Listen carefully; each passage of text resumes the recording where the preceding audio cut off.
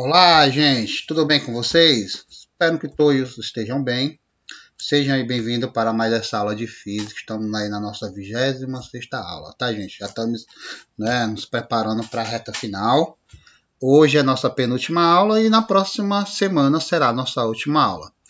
A nossa prova ela será lá para o dia 16 de dezembro, tá certo? Bom, sem mais delongas, vamos lá para o que interessa. Como vocês podem ver, o assunto de hoje é sobre a interação da luz com os objetos, e a luz e as cores, tá? Bom, a interação das luzes com os objetos, a gente vai ver sobre a reflexão e absorção de luz e refração. E também a luz e as cores. Vocês irão fazer as atividades no caderno, que é essa atividade, ó. Você dá pausa no vídeo, copia aí no caderno e responde, ok? Provavelmente aí a gente pode tirar algumas questões para a prova, né, gente? Para avaliação. Então não deixe de fazer as atividades, certo?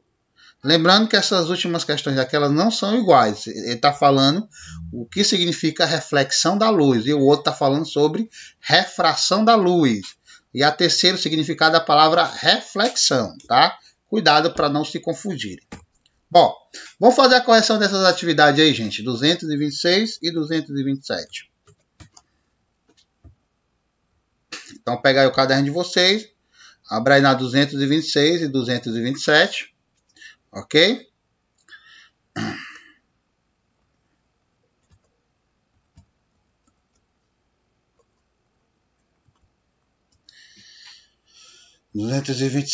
Vamos lá.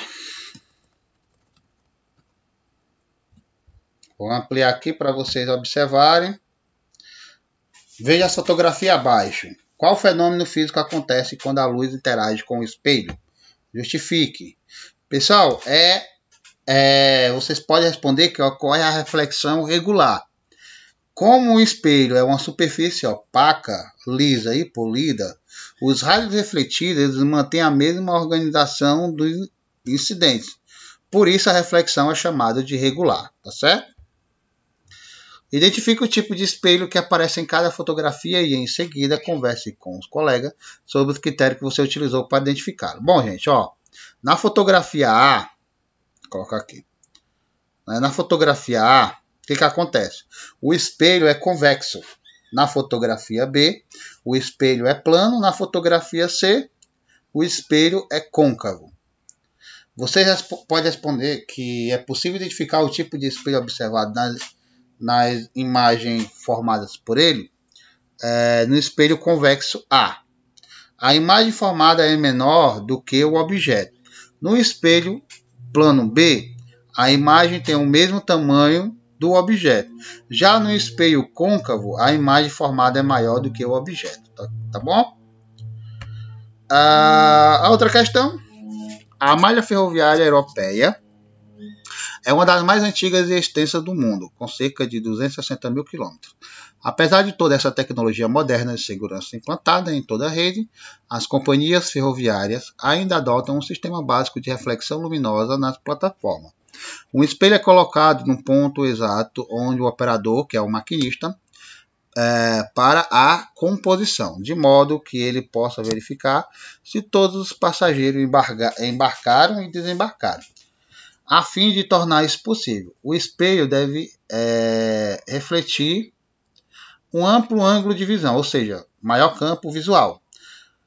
Para que isso aconteça, as companhias devem utilizar um espelho convexo, que é o item B, tá, gente? Um espelho convexo com um valor alto de vergência em módulo, tá? A vergência indica a capacidade das lentes esféricas de convergir ou divergir a luz, tá? Esses assuntos a gente vai entender melhor na próxima aula, que é o último assunto, tá certo, gente?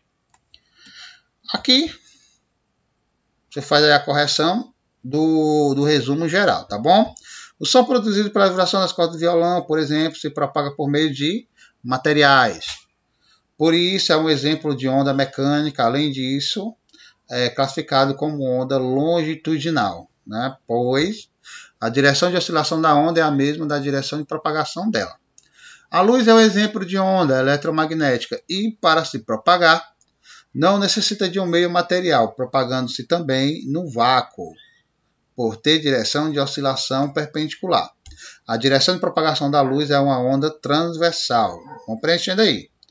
A luz, assim como todas as ondas, podem sofrer refração, absorção e reflexão.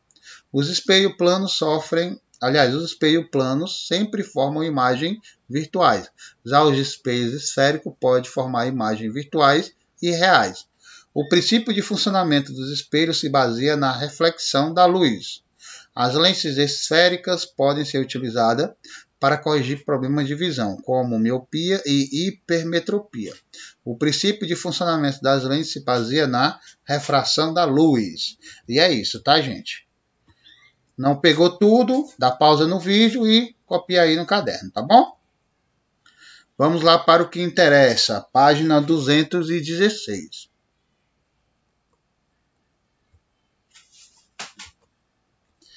Duzentos e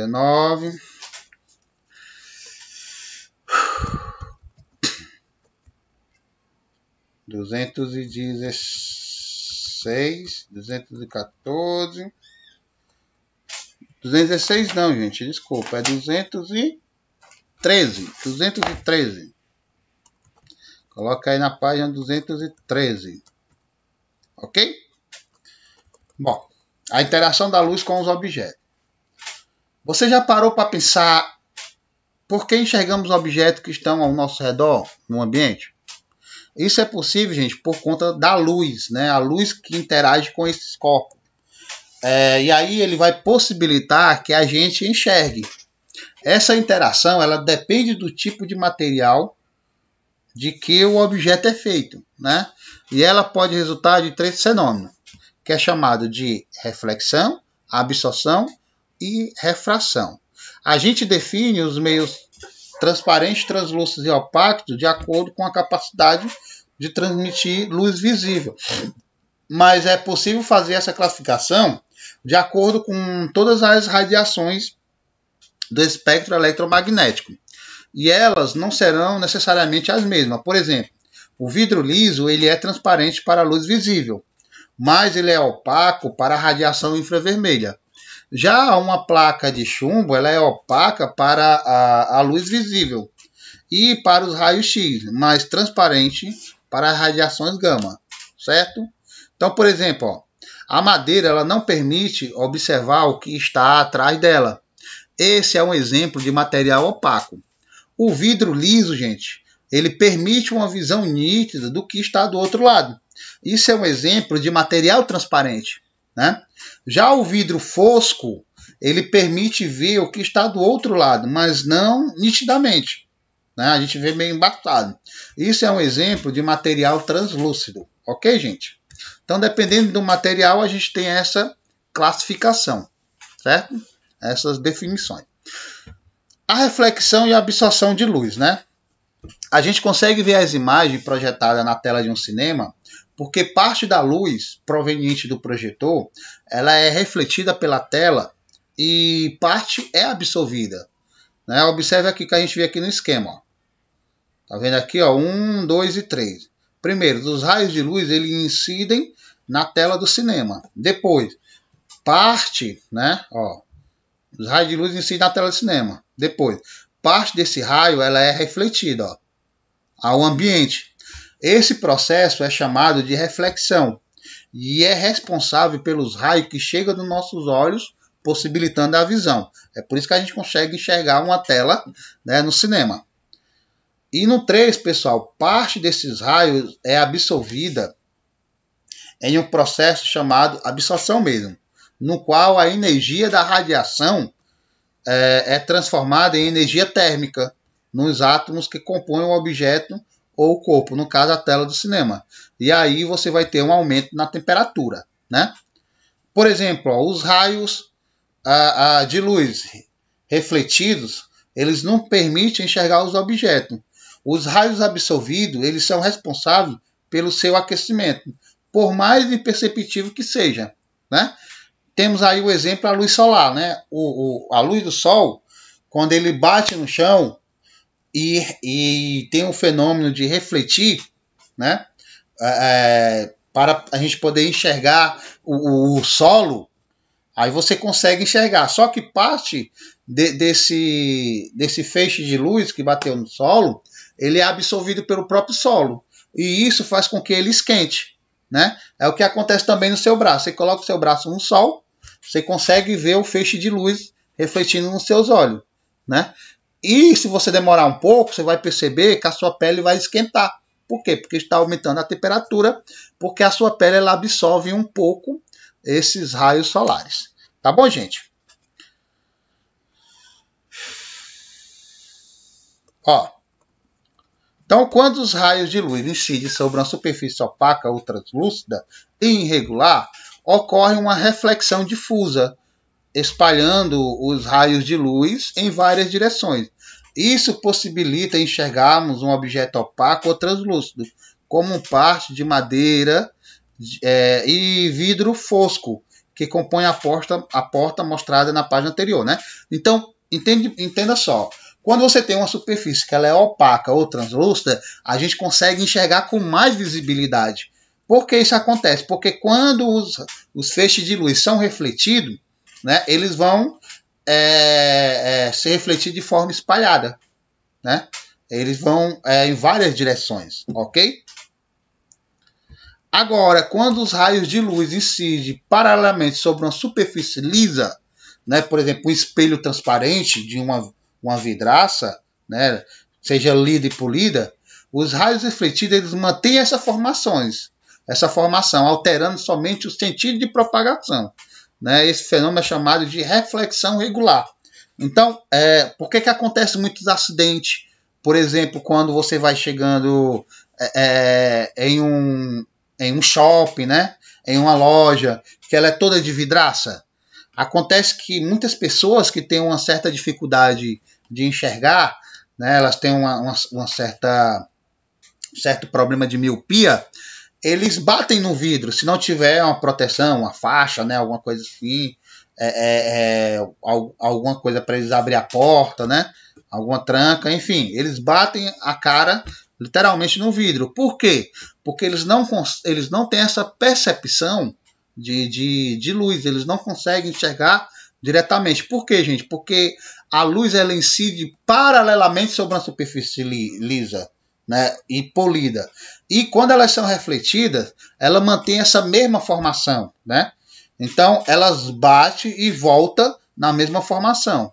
Então, dependendo do ângulo que você estiver, você não vai conseguir enxergar esse vidro, ok? Ó, a reflexão regular ela possibilita a formação de imagem nos espelhos, que é o que a gente vai aprender agora na refração. O que é a refração, pessoal? Como a gente já observou, como a luz se comporta ao passar entre dois meios diferentes, quanto à formação das imagens dos objetos. Então, para responder essas questões, vamos observar a fotografia. Ó. Tem aqui a fotografia A, a fotografia B. Parece que o lápis está quebrado, né? Mas não aconteceu nada com o lápis, né? Quando a gente observa a parte do lápis que está fora da água, a gente consegue enxergar a imagem desse objeto sem deformações. Mas aí, no entanto, quando a gente observa a parte dele que está na água, né, que é na situação B, a imagem formada está deslocada em relação à posição real do lápis, apesar de ele continuar com as mesmas características iniciais. Isso ocorre, gente, devido ao fenômeno que a gente chama de refração. Então, o meio pode influenciar a velocidade da luz, mesmo ela não precisando de um meio para se propagar. Assim, quando a luz atravessa dois meios distintos e sua velocidade sofre variações, podemos observar o fenômeno da refração, certo? Se a incidência da luz for ubíqua em relação à divisão dos meios, o raio de luz sofre um desvio de trajetória, o que ocorre em incidências perpendiculares. Em nosso cotidiano, podemos observar o fenômeno da refração em várias situações, como nas piscinas, por exemplo, né? Então, ao estudar os fenômenos de refração, absorção e reflexão, absorção e refração, é importante a gente considerar que eles podem ocorrer ao mesmo tempo, dependendo do tipo de material ou meio em que a luz está se propagando, né? E aqui a gente vê um exemplo bem clássico disso. Tá certo, gente? Bom, a luz e as cores, gente. Ó.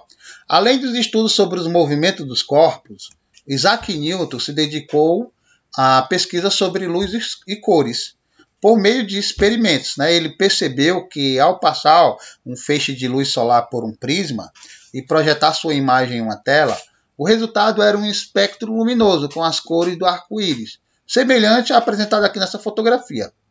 Então, gente, ao incidir sobre a superfície de um prisma, a luz branca ela se refrata, produzindo um feixe colorido. O fenômeno de espalhamento da luz ela é conhecida como dispersão, no qual a refração ela altera a velocidade de propagação da luz. Como cada cor apresenta um comprimento de onda específico, ela se desloca formando ângulos diferentes no interior do prisma. E assim a luz ela é decomposta. Certo? Quando ocorre a decomposição da luz branca, gente, geralmente percebemos 7 feixes de cores: vermelho, alaranjado, amarelo, verde, azul, anis e violeta, que é mais ou menos o que ocorre na formação do arco-íris na atmosfera, né? Então, em dias de chuva, em razão da alta umidade do ar, a luz branca emitida pelo Sol pode atravessar gotas de água e se decompor. Dentro da gota, esses raios luminosos eles são refletidos e refratados e voltam à atmosfera, formando-se aí o arco-íris, né? Assim, a gota de água funciona como o prisma do experimento de Newton. Então, gente, ó, o fenômeno da dispersão mostra que a luz branca ela é o resultado da mistura das cores dos arco-íris. As cores não são criadas, elas compõem a luz branca, né? Observe como enxergamos um objeto com as cores vermelha, preta e branca. Para isso, a gente considera um objeto que esse objeto ele é iluminado por luz branca. Ó. Ok? Então, ó, vemos essa parte do carrinho na cor vermelha. Por quê, gente? Porque nessa região ocorre a absorção de determinadas cores de espectro visível, exceto da cor vermelha, que é refletida. Ok? Então a gente consegue enxergar a cor vermelha porque dentro desse espectro somente a cor vermelha ela é refletida. Nesse outro, vemos essa parte do carrinho na cor preta, ó, essa parte aqui, na cor preta. Por quê? Porque nessa região ocorre a absorção de todas as cores do espectro visível, menos a cor preta. E nessa daqui vemos parte do carrinho na cor branca, porque nessa região ocorre a reflexão de todas as cores do espectro visível, né? Então, nesse caso aqui, todas as cores elas são refletidas, ok? E nesse caso aqui, gente, eu falei errado, tá? Nesse caso aqui, ocorre a absorção de todas as cores. Então, quando é escuro, é porque todas as cores são absorvidas, e quando é branco, é porque todas as cores são refletidas.